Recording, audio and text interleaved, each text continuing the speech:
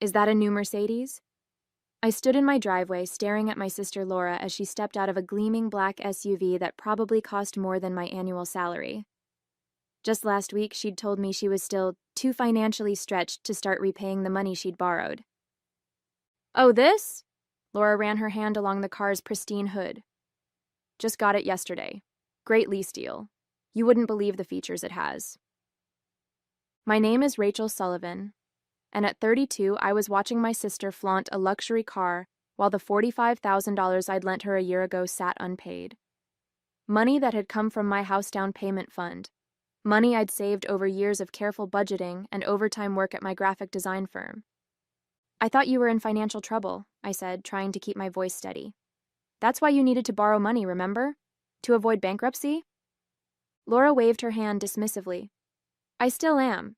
This is different. It's just a lease. Besides, I needed something reliable for work.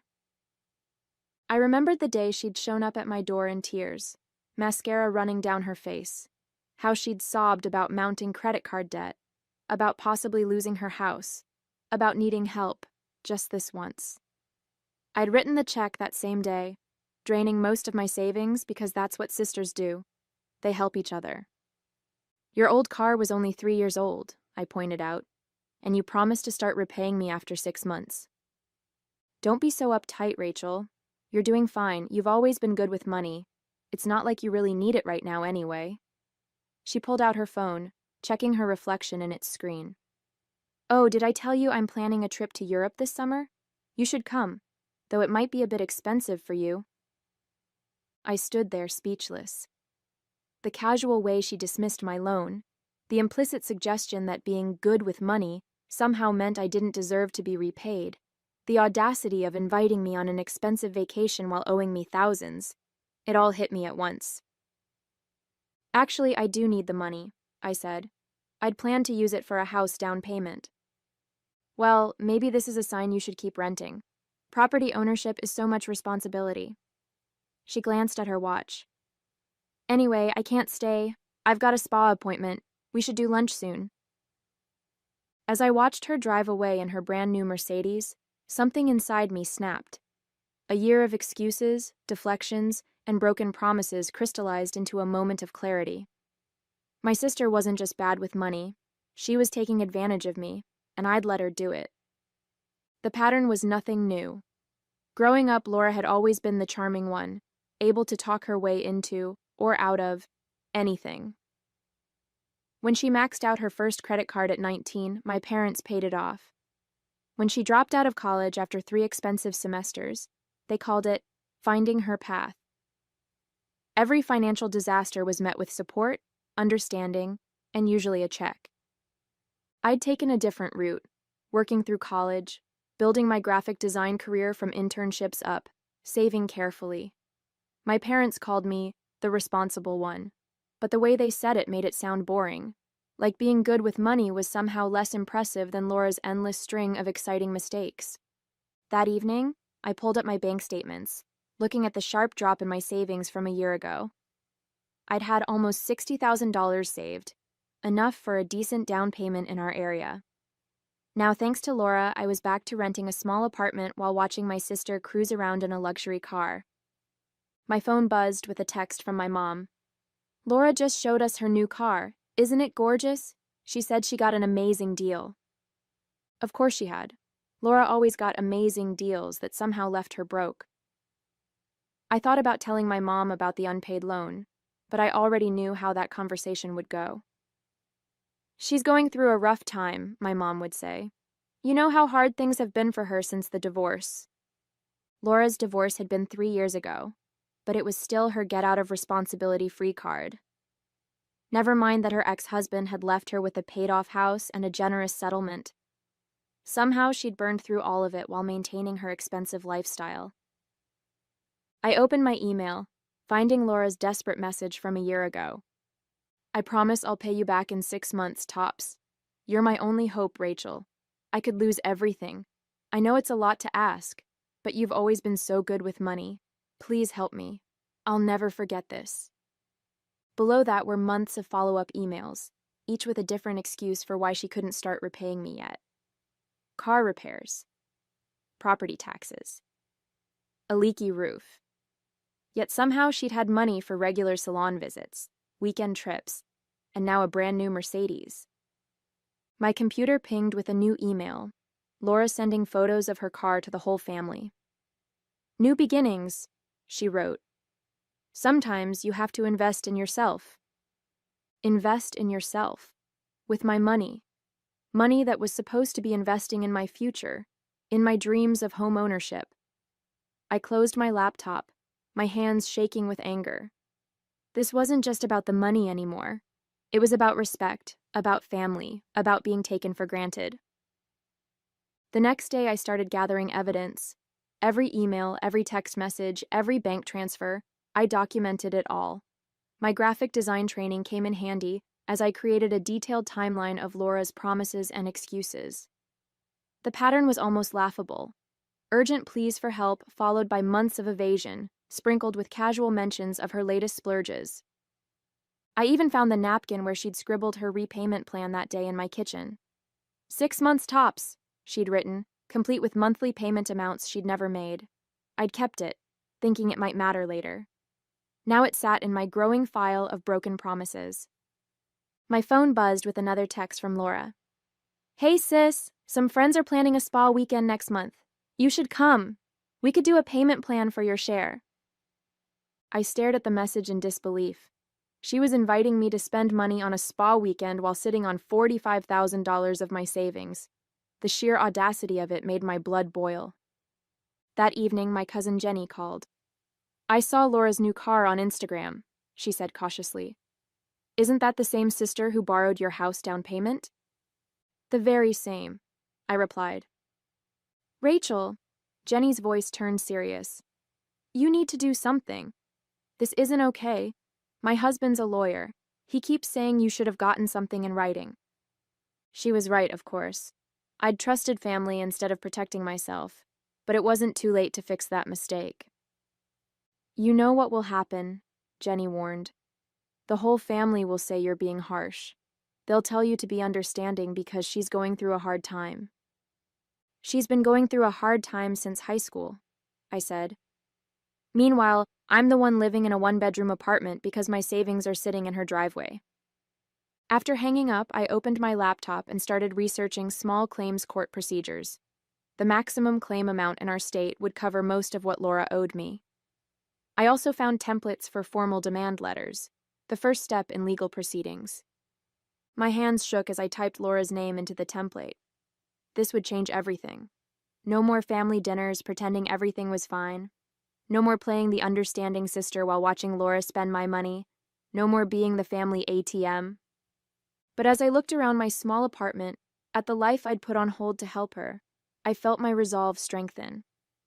Laura had chosen her priorities when she bought that Mercedes. Now it was time for me to choose mine. I sent the demand letter by certified mail, keeping the receipt as another piece of evidence. 3 days later, Laura burst into my apartment unannounced, waving the letter. "Are you serious with this legal garbage?" she shouted. "I'm your sister. You can't sue your own sister." I kept my voice steady. "You've had a year to handle this like sisters. Now we're handling it like adults who made a financial agreement." "I can't believe you're being so cold about money. It's just money. Family is more important." She collapsed onto my couch, already starting the waterworks that had worked so well last time. "Yes, family is important," I agreed. "So important that I gave you my house down payment when you needed help. So important that I trusted you to keep your word. How's that working out?" "You know I've been struggling." "Not too much struggle for a new Mercedes," I cut in. "Or those designer boots you're wearing. Or that European vacation you're planning." Laura's tears dried up instantly, replaced by anger. "You're just jealous because I know how to enjoy life while you pinch pennies and obsess over spreadsheets." "No, I'm angry because you took advantage of me. Because you promised to repay me and instead spent my money on luxury cars and spa weekends." "Fine." She stood up, grabbing her designer purse. "Take me to court. See how Mom and Dad feel about that. They already think you're too materialistic, always talking about saving and investments." "You mean being responsible?" "Yeah, how terrible of me." As she stormed out, my phone lit up with texts from our parents. Laura had obviously called them immediately. Mom, why are you threatening your sister? She's family. Dad, let's talk about this. No need for lawyers. I took a deep breath and typed out a group message. Laura borrowed $45,000 a year ago, promising to repay it in 6 months. Yesterday, she bought a new Mercedes instead of paying me back. I'm done being taken advantage of. The responses came quickly. Mom, she needed that car for work. Dad, maybe we can work out a payment plan. Laura, I can't believe you're telling everyone about this. Private family matters should stay private. I laughed out loud at that last one. Private family matters. Like the Mercedes she'd plastered all over social media? Like the European vacation she'd been bragging about? Private or public, the money is still owed, I replied. You have 30 days to respond to the demand letter. After that, I'm filing in small claims court. The next family dinner was a battlefield. My mom had insisted we all come over to work things out as a family, but it was clear whose side she was on. She'd even made Laura's favorite meal, as if pasta would somehow make me forget about $45,000. I just don't understand why you're being so aggressive about this, my mom said, passing the garlic bread. Laura's going through... If you say a rough time one more time, I'm leaving, I interrupted. She's been going through a rough time for 15 years. Meanwhile, she's driving a car that costs more than what she owes me. That's different, Laura protested. The car is an investment in my career. I need to project success. You know what projects success? I pulled out my folder of documents. Paying your debts, being trustworthy, not stealing your sister's house down payment. Stealing?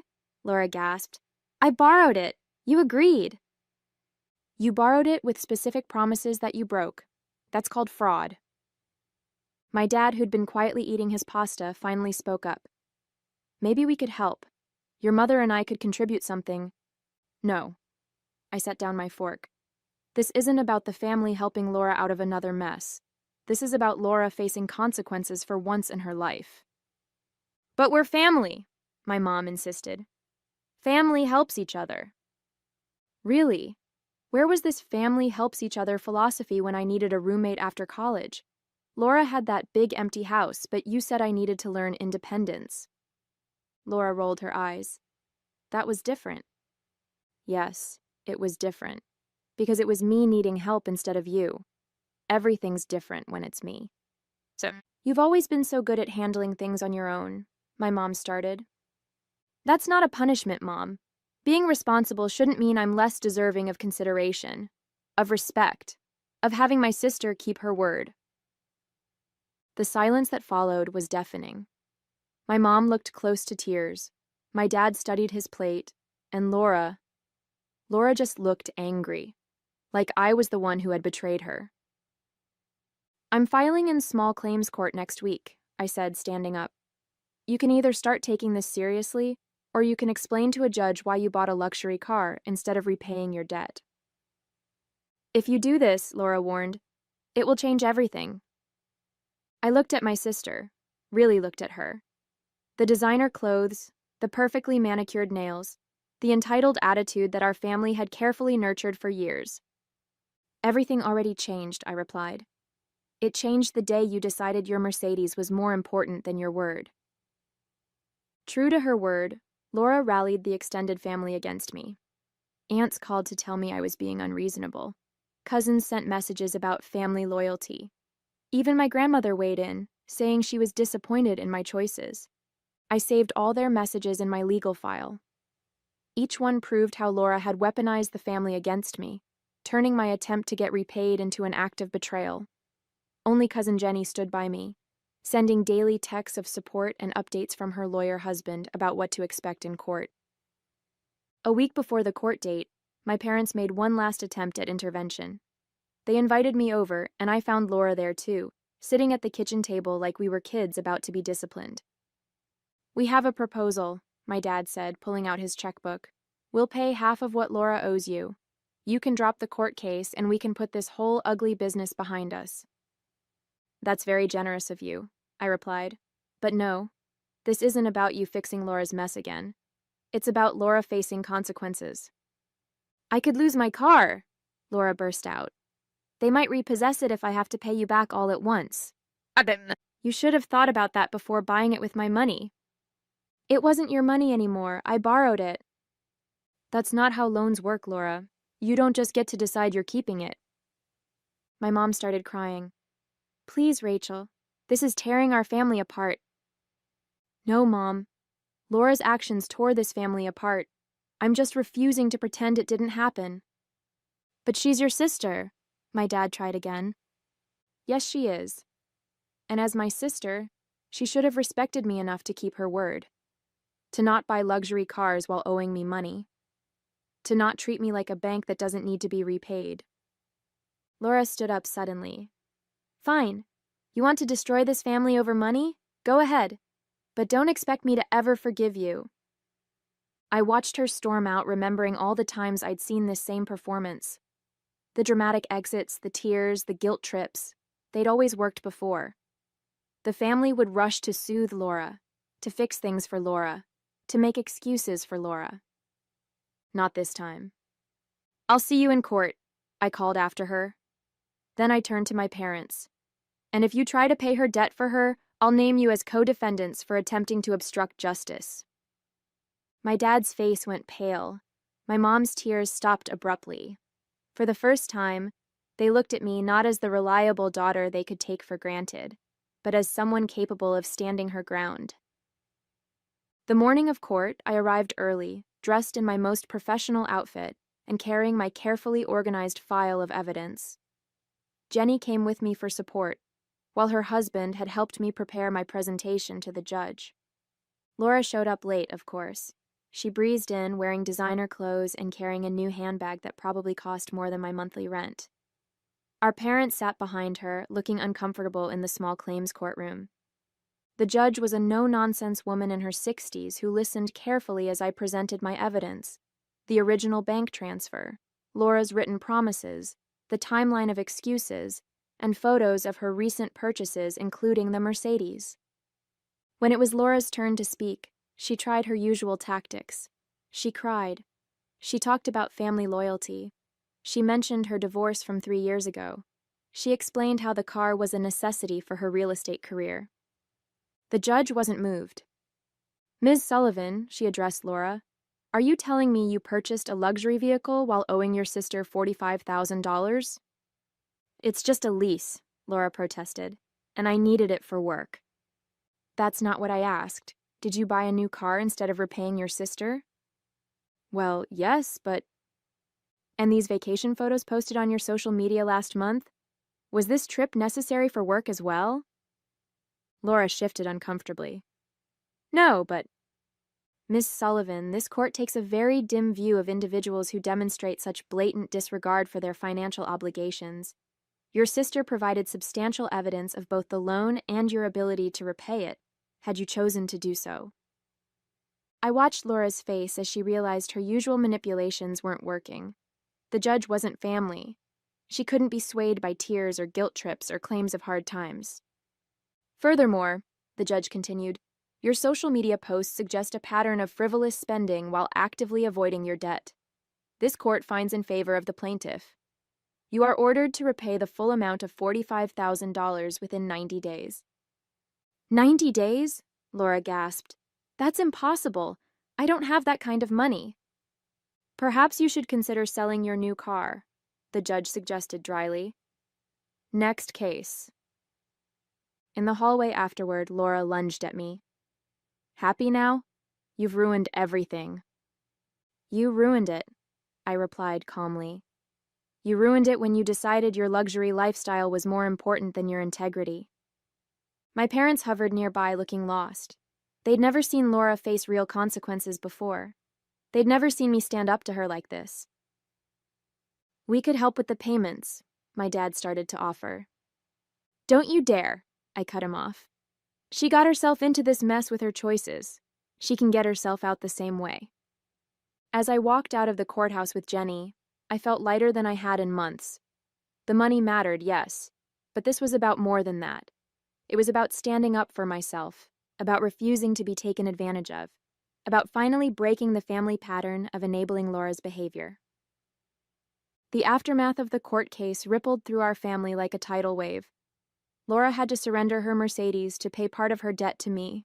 She posted dramatic social media updates about betrayal and the price of trusting family, but notably turned off the comments when people started asking questions about what actually happened. My parents struggled to adjust to the new family dynamic. My mom kept trying to play peacemaker, inviting us both to dinner as if nothing had happened. When I declined, she switched to calling me daily with updates about how difficult things were for Laura. She had to cancel her Europe trip, my mom said one evening, and she's looking for a smaller apartment. Don't you think that's punishment enough? That's not punishment, Mom. That's living within her means like everyone else has to do. But she's so embarrassed at work, having to drive her old car again. You mean the perfectly good 3-year-old Audi she had before? The horror. After the first month, Laura had repaid about half of what she owed me, mostly from selling her new car and some designer items. She made sure everyone knew about each payment, acting like she was donating a kidney instead of returning borrowed money. Then came the family reunion. Our aunt hosted it every year, and this time I decided to go. I wasn't going to let Laura's drama keep me from family traditions. When I arrived, the whispers started immediately. Some relatives avoided me completely. Others cornered me to share their opinions about how I should have handled things more privately. But something unexpected happened too. My younger cousins started asking me for financial advice. My Aunt Susan quietly mentioned that my stand had given her the courage to stop lending money to her gambling-addicted son. Even my Uncle George, who'd initially criticized me for going to court, admitted that his own daughter had started repaying a loan after hearing about Laura's case. Sometimes family needs tough love, he said, patting my shoulder. Took me too long to learn that lesson myself. The real surprise came from my dad. He pulled me aside during the reunion, looking uncomfortable but determined. I've been thinking, he said. Your mother and I, we didn't do Laura any favors over the years, or you for that matter. We expected too little from her and too much from you.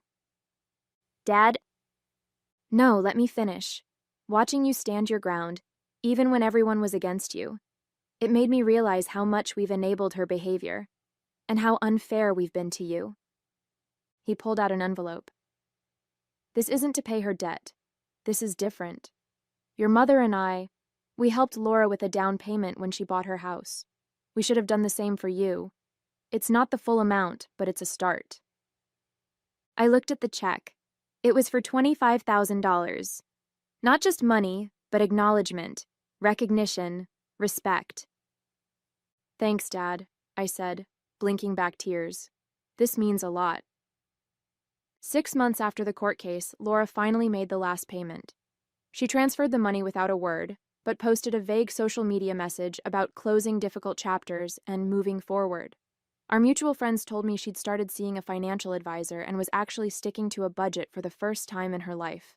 My mom still struggled with the change in our family dynamic. She kept trying to orchestrate reconciliation opportunities, unable to accept that sometimes relationships need to stay broken to heal properly. But my dad had become an unexpected ally, shutting down her attempts to guilt me into making peace. The money went straight into my house fund, and with my dad's additional help, I finally had enough for a down payment. The day I closed on my new home, I thought about how different everything was from a year ago. I'd lost the easy relationship with my sister, the blind support of some family members, the role of reliable peacekeeper I'd played for so long. But I'd gained something more valuable, self-respect, the knowledge that I could stand up for myself, even when it was difficult, even when it hurt, even when everyone expected me to give in. Like always. Jenny helped me move into my new place, and as we unpacked boxes, she handed me a framed quote she'd designed herself, putting her own graphic design skills to work. It read, "Sometimes the highest price of peace is your self-respect." I hung it in my home office, a reminder of lessons learned and boundaries earned. At my housewarming party, I watched my transformed family dynamics play out in real time. Laura didn't come, but she'd sent a card, store-bought, with a simple congratulations and her signature. No fake sentiments, no dramatic statements, just acknowledgement from a safe distance. My parents came early to help set up. My mom still looked sad when she mentioned Laura's absence, but she didn't push the issue. My dad took me aside to show me a spreadsheet he'd made to track his own expenses. He'd finally started managing the family finances instead of letting them spiral out of control. Cousin Jenny brought her famous lasagna and a bottle of champagne. "To new beginnings," she said, "and to standing your ground." Other relatives who'd initially criticized me now asked about my experience buying a home, some even admitting they wished they'd been stricter with their own family lending. The house wasn't as luxurious as the one I might have bought a year ago, before Laura's loan drained my savings. But it was mine, earned through hard work and protected by newfound strength. Each room represented not just my financial investment, but my investment in myself. Later that evening, I found a quiet moment to sit on my new back porch, listening to the happy chatter from inside. A year ago, I'd been the family peacekeeper, the reliable one who would sacrifice anything to keep everyone happy. Now I was something else, something stronger, clearer, more defined. Sometimes family bonds have to break to reset properly. Sometimes the most loving thing you can do is hold someone accountable. And sometimes losing what you thought you needed helps you find what you actually deserve.